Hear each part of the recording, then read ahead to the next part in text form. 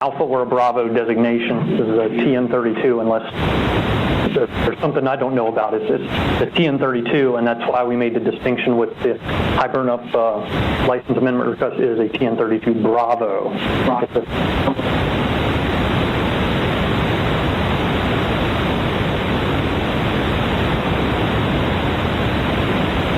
I think the main difference with the Bravo is the single failure-proof trunnions.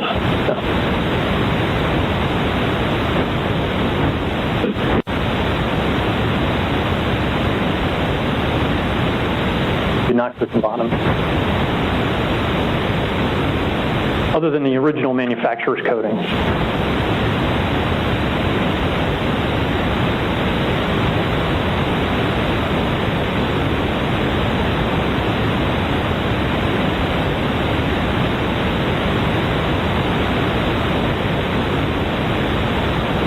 That will be on the Cask 23. We'll inspect the upper and lower trunnions on Cask 23.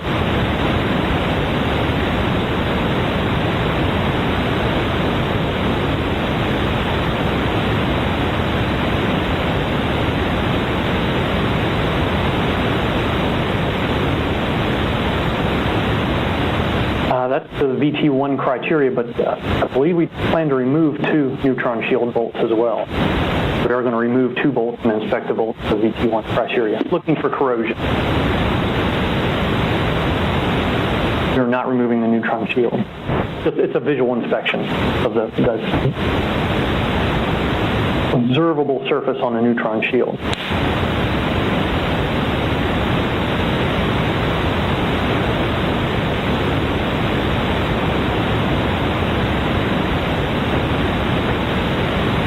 The outer surface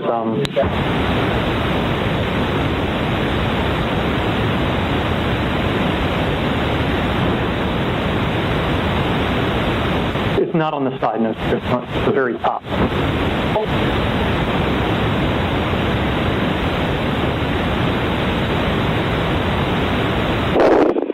Yes, sir, I'm sorry, yes, it's the disc that's on the very top, and then the overpressure tank sits on top of the neutron shield, yes, sir.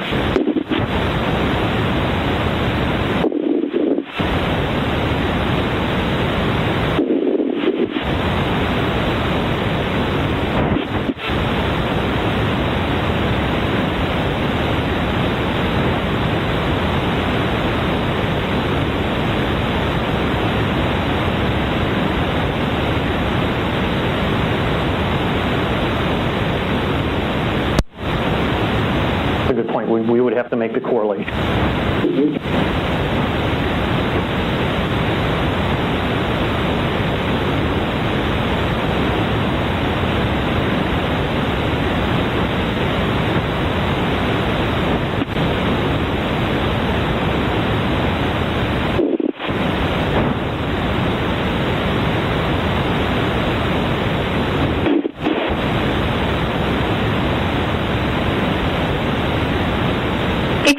Are we being muted on purpose? No, you're not being muted there. It's the questions that are being asked are far from the speaker. Yeah, we'll get it. Well, that seems to be going on the whole meeting so far. Yes, I'm sorry. Yeah, we'll pass along the microphone. Thank you. I guess Zian was asking about the neutron shield and the radium neutron shield. It is covered with the stainless steel. I guess the gentleman was making comment that I mean steel is covered. You cannot see the neutron shield. I think that's the point. That was the point. And I guess Zian was asking a question: how do you correlate from the top, the neutron shield, to the radial? Yeah, and I guess the answer is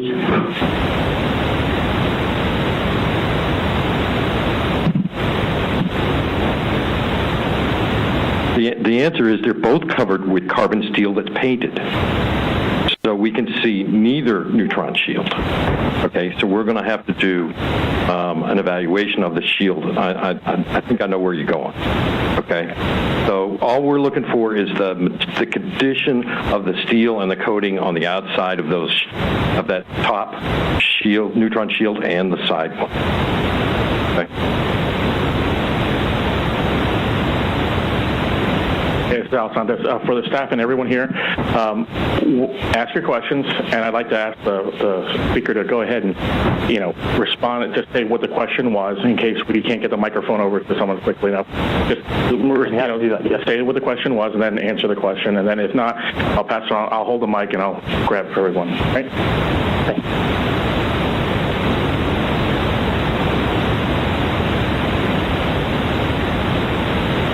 Okay, moving on to slide 16.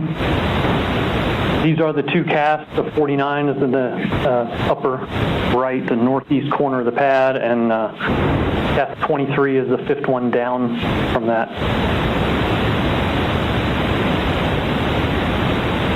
More than anything else I wanted to convey by this slide other than that. Okay, our cask inspection schedule, the planning for the inspections is essentially complete at this point. We plan to inspect under the protective cover of number 23 on October 13th. That's a Tuesday. It is weather dependent because if there's rain or there's a threat of rain, we would prefer not to remove the protective cover and end up with moisture that we would have to try and remediate and get out of all the nooks and crannies underneath the protective cover. So that could slip. It is weather dependent.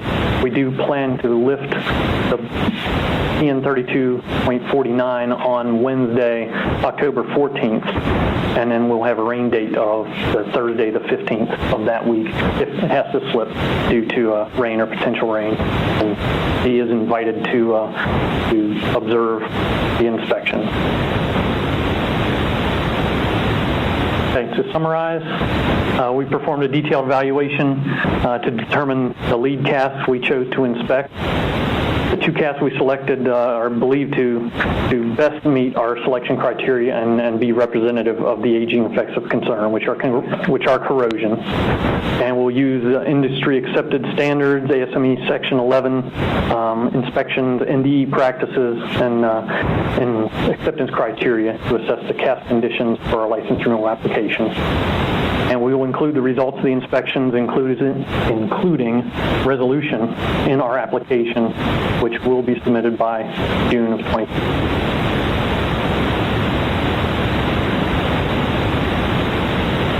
Includes the material I intended to present. This is Alessandro. I have one question.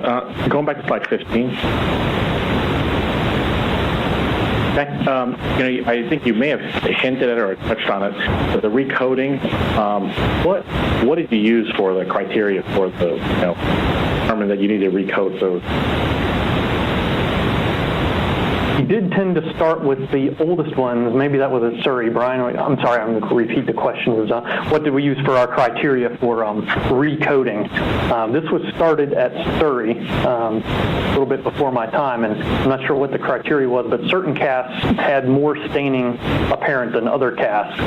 And in some situations, just like loading, we started from one end of the cast or one end of the pad and worked our way northward or southward, for example, just because we use a paint enclosure, which looks like a large shanty that has built-in scaffolding. We lower it over top of the cast, and that provides a controlled environment and built-in scaffolding for the workers to perform their grip blasting and their paint application. So in some cases, just easier to start from one end of the pad and move sequentially down the pad with the paint enclosure. So even there was no visible sign of corrosion, it was just you got staining. Was a sufficient rationale for going to that? Yes, sir. And there were, as I recall, it may have been an NRC inspector who commented years ago that there was unusual staining on the cast, and what was Dominion doing about it? So this was developed as this whole painting recoding process was developed as part of the resident inspector's comment, I believe. I got what you're... This is Brian Wakeman from Dominion. It was the criteria for recoding. If the quarterly inspections, we see small corrosion spots from that, we do paint a small area painting. At some point, that became not quite enough, and so at least at North Anna, they've committed to painting them all over a certain number of years. So based on that, we just started at one end and followed down. So here's an example of some touch-up painting we had done. Okay, so that there wasn't.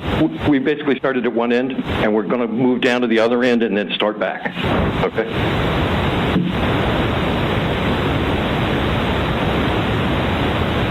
I just had a question. You mentioned a couple of times the quarterly inspections that are done. Can you explain what's done, what's looked at during those inspections, just for those of us who aren't familiar with the quarterly inspections? This is Jim Williams, Dominion.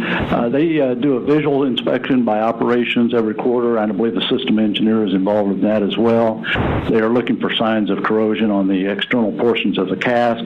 They look for the condition of the concrete pad. They also look for debris that accumulates around the cask.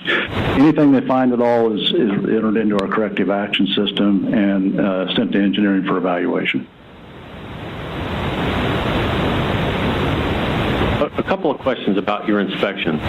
When you do these and you do your touch-up painting, you mentioned that you had potentially signs of corrosion were identified.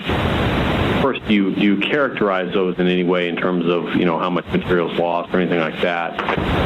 Secondly, when you mention the recoding program, you use the word efflorescence, and I want to check and see if that's really what you had, because you really don't have concrete in this system.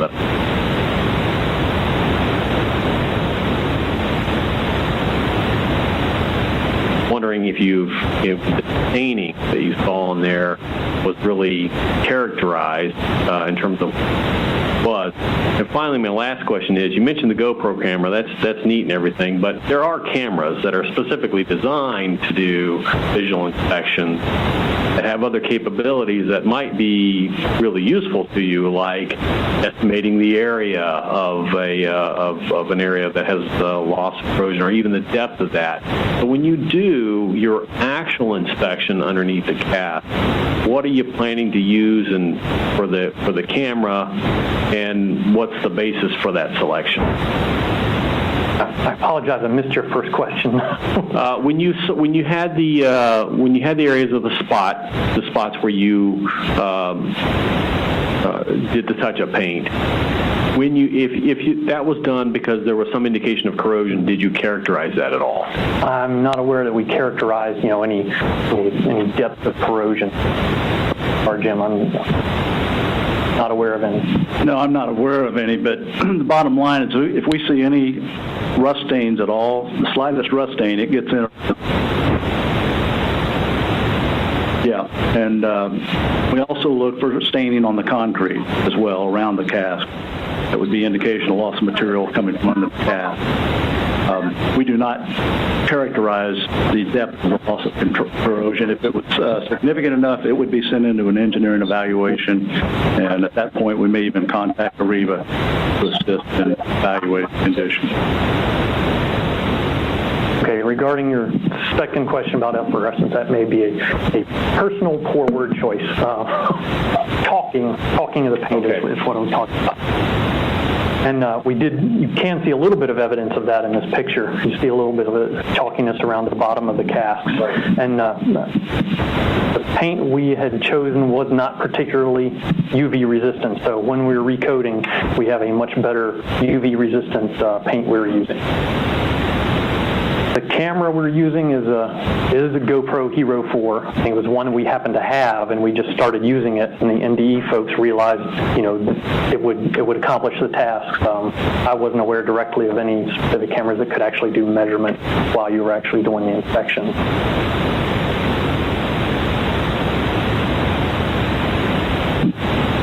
Yeah, Yeah, there are, we probably shouldn't name vendors of cameras, but if the other guys that are doing visual inspections at your plant probably are fairly aware of these, this might be something you want to look into. Yeah, this is Jim Williams again.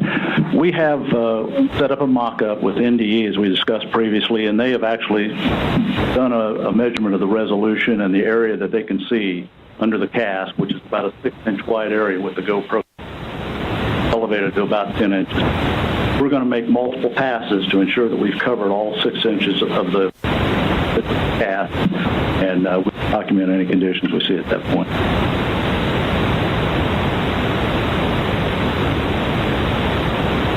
That's fine.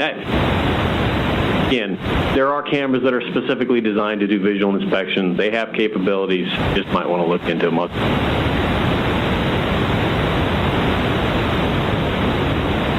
had a question, kind of piggyback on Darrell's question about when you enter into your corrective action program, you're not analyzing the rust prior to painting? How are you characterizing it? Other than size, I don't think we do any characterization, certainly of depth or composition. Depth characterization, so it's just corrected. So it's more like a broke fix type. We identify rust. Let's go in and paint it. That's correct. Okay.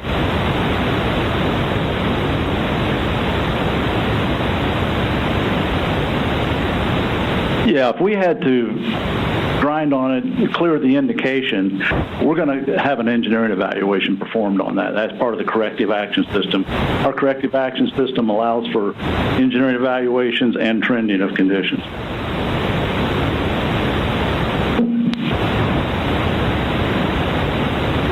Do you have any kind of like a radiation dose rate measurement, like a kind of periodic, like a pre-island?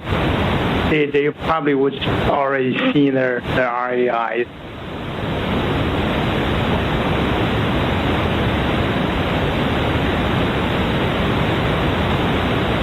I would like to go back to your question you had asked previously about the neutron shielding. The intent of the lead inspection is not to verify the condition of the neutron shield material. As part of our aging management program in our license renewal application, we will be crediting neutron and gamma dose rate trending at the IFC boundary using our thermoluminescent dosimeters that are placed there to evaluate the condition of the shielding.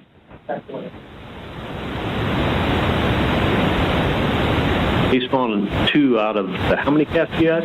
We have 27 at Northam. Okay, based on the 2 that I can see in this picture, it looks like there's a relationship between where you got to recoat and the trunnion. Want to talk about that?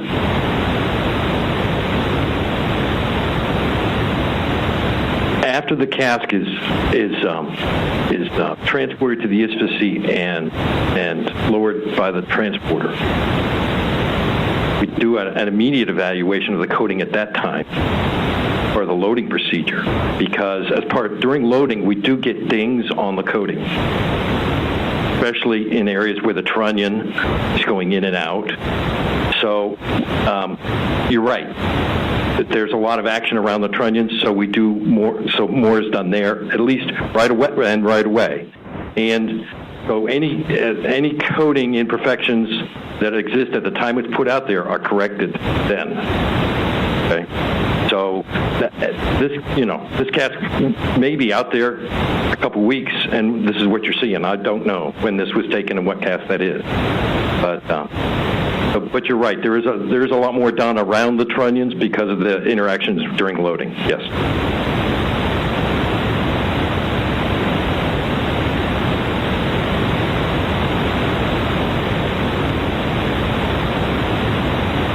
Questions from the staff?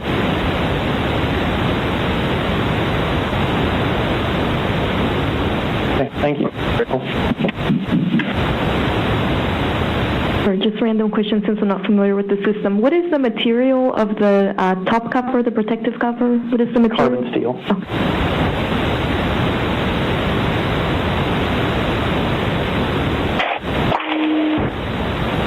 Okay, so we'll go to the phones now. Are there any questions from the public? Yes, this is Erica Gray calling Richmond, Virginia. Can you hear me? Go ahead. Well, I can't help but say what comes off the top of my head. It sounds like these pads need to be planned a little better so that Cask can be removed and inspected without there being problems in inspecting them. One of my questions would be for the Cask number 49 and for the Cask 23, can you please tell me what fuel has been loaded in those?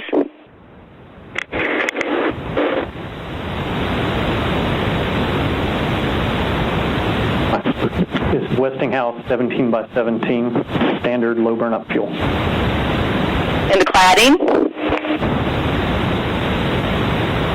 Zerk 4 and Zerlo combination. I'm sorry? Zerk 4 and Zerlo. And when you're saying low burn up, you're talking about under 43, 45, or under 45. Specifically? Anything under 45. Is that for both Cask? Yes, ma'am. Thank you. And the other question I had was, well, I guess the NRC might have touched on that. I definitely think there should be more in-depth calculating and looking at this issue of staining, which sounds to me like it's more corrosion, because perhaps there will be a noticeable trend to where these corrosion events are taking place. So it sounds like that needs to maybe be calculated and written down and identified better. And I totally agree that Dominion shouldn't just look into a special camera, but it should be mandatory that they get a specific top-of-the-line camera that can actually look into the details. Thank you. Hi, my name is Marvin Lewis. I'm a member of the public. I have a couple questions. Go ahead, Marvin. Well, first of all, the volume going up and down on this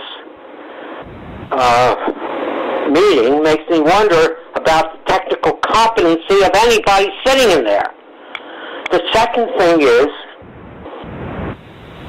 I don't know if these casks are going to be used for transportation or are they only for storage on site? And I'd like to know. Thank you. Well, Marvin, to be honest, that question really isn't pertinent to the meeting.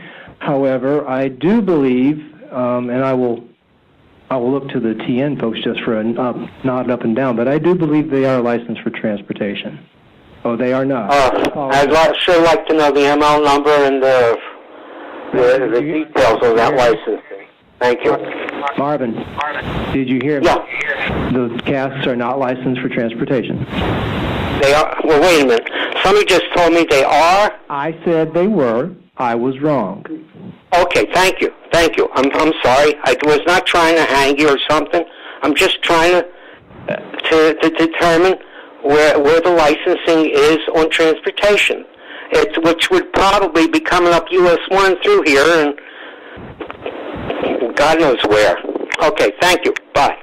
Yes, this is a site-specific license. At this point, we have not received any application regarding, transportation of this cask.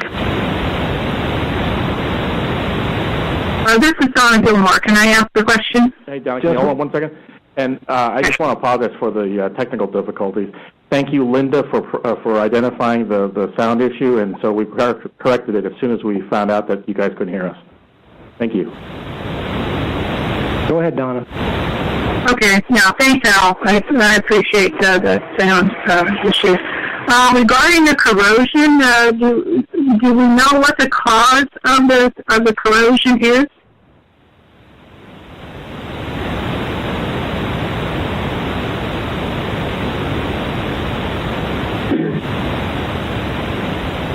Corrosion of carbon steel. I mean, is it from moisture? Is it some kind of chemicals in the air, sulfurs, or anything in particular? I think there would be any correlation to any chemicals or sulfur in the atmosphere. It's just plain atmospheric erosion. Just due to... I'm sorry, I didn't hear that. I can't hear. Can you speak up a little louder? Sure, sorry. I don't think there's any correlation that we have made or would attempt to make to any chemicals or sulfur in the air. It's just atmospheric corrosion due to localized humidity and the nature of carbon steel. Okay. Now, is there any kind of preventative action being considered to reduce or eliminate corrosion in the future, given that we're looking at these things lasting a whole lot longer than any of us thought they needed to be? Well, we do have our coating campaigns. We have proactively placed desiccant inside the protective covers. That seems to be doing a certainly an adequate job of reducing moisture and reducing corrosion. Okay. Now, in Europe, I know they put their, I don't know, all of them do it. They put their casks in buildings to prevent environmental factors. Is that something that has been considered? We have not considered that, no. Okay, thank you. Donna, this is Darrell Dunn. Just one clarification here.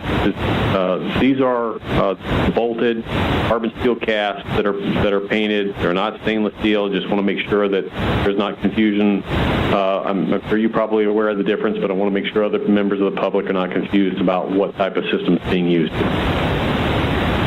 Yeah, no, I understand. I haven't been researching the carbon steel issues as much as I have the stainless, so I'm not as informed on those.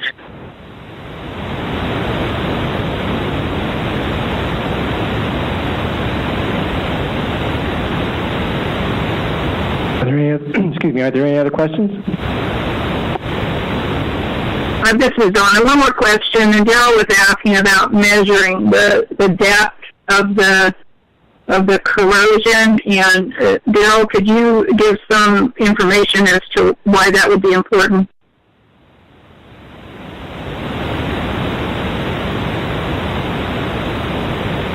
Well, it would be important because if you identify that you had aging of the system, then you would want to monitor and trend that over time so that you could fairly assess the need to have mitigation actions or the effectiveness of those mitigation actions. And the basis for selecting the cast that you're going to select for the bottom is that you can get at it again later on. And so presumably you're going to need to know, to have some characterization of that condition as you find it now when you do this inspection, and then sometime in the future when you go to reinspect it again. That's correct. Okay, now if you do find, corrosion, what would be the trigger? I know we have lead canisters. Unless you find certain problems, then you have to check other canisters. So what would be the trigger of what you would find in a lead canister in the TN32 that would trigger a requirement to look at other casks?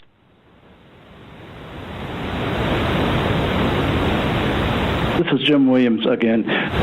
If we found an unusual condition that we didn't expect, if we found a bolt cracked, cracking of the lid or the neutron shield metal material, that would certainly cause some concern, and that would elevate it to where we would continue with our inspections until we determined what the cause was and prevented it in the future.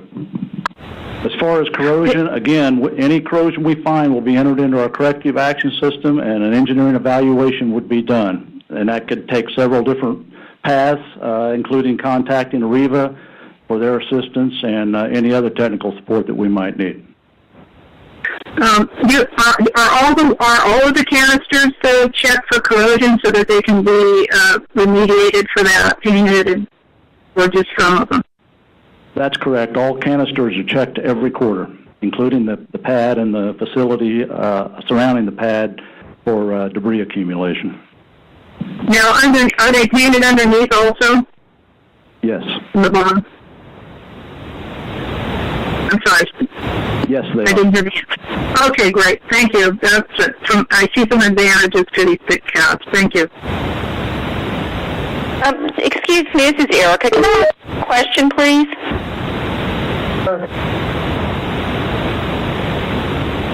Can you hear me? Go ahead.